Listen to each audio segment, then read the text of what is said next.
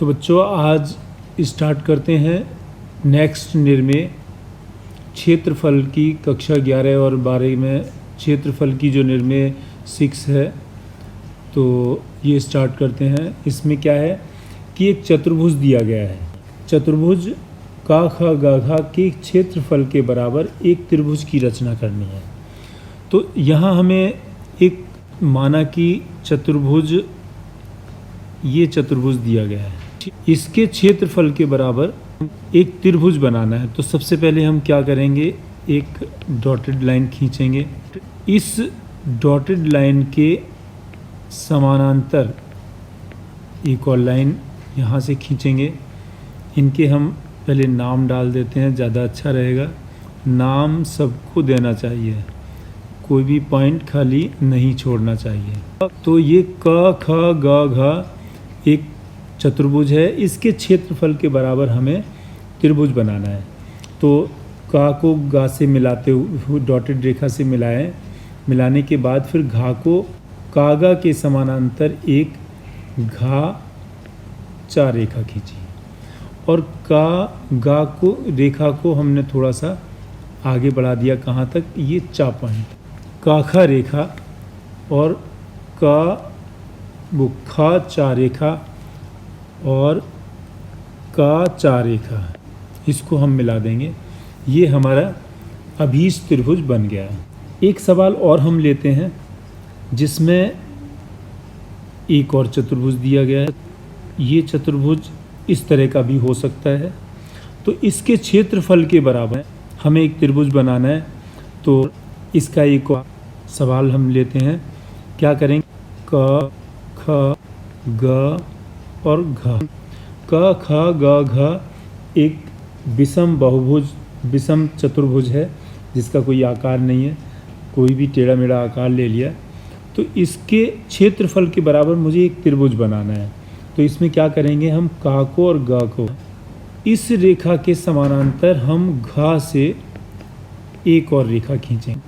का गा और के समानांतर हमने घ से एक और रेखा खींची, जिससे हमें ख ग पर एक पॉइंट 4 ज्ञात हो। तो अब हम क्या करेंगे, हम त्रिभुज तीनों रेखाएं हमें ज्ञात हो। तो क ख च, ये त्रिभुज जो है क ख ग घ त्रिभुज के क्षेत्रफल के बराबर। अब हम नेक्स्ट सवाल लेते हैं। आपको बड़ा दिखे इसलिए मैंने इसको क्लोजअप में कर लिया है। और नेक्स्ट सवाल क्या है, एक निर्दिष्ट चतुर्भुज क ख ग घ के क्षेत्र के बराबर एक त्रिभुज बनाओ जिसका आधार कोण 45 डिग्री निर्दिष्ट हो तथा त्रिभुज का आधार चतुर्भुज के एक तथा ख ग पर स्थित हो। मतलब एक चतुर्भुज दिया, उसके क्षेत्रफल के बराबर एक त्रिभुज बनाना है।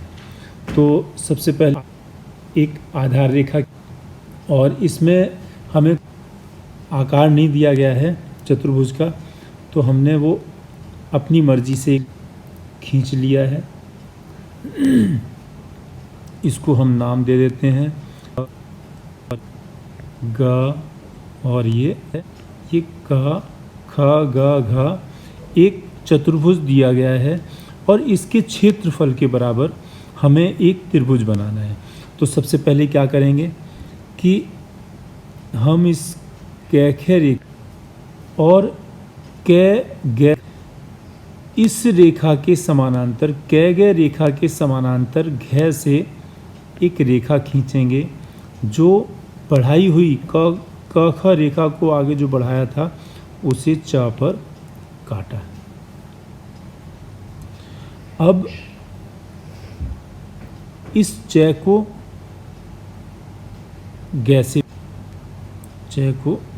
गैसे मिलाया, तो ये हमें पॉइंट मिलता है।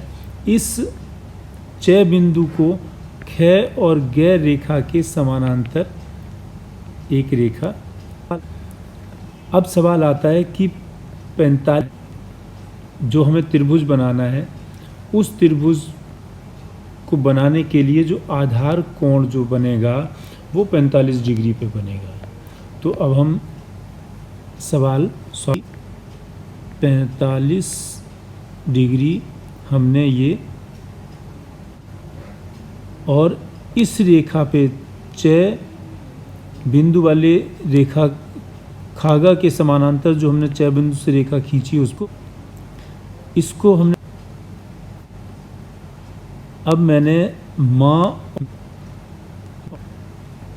और ख, माँ ख गा, ये एक त्रिभुज जो है जो अभीष्ट त्रिभुज है हमें ज्ञात हो गया।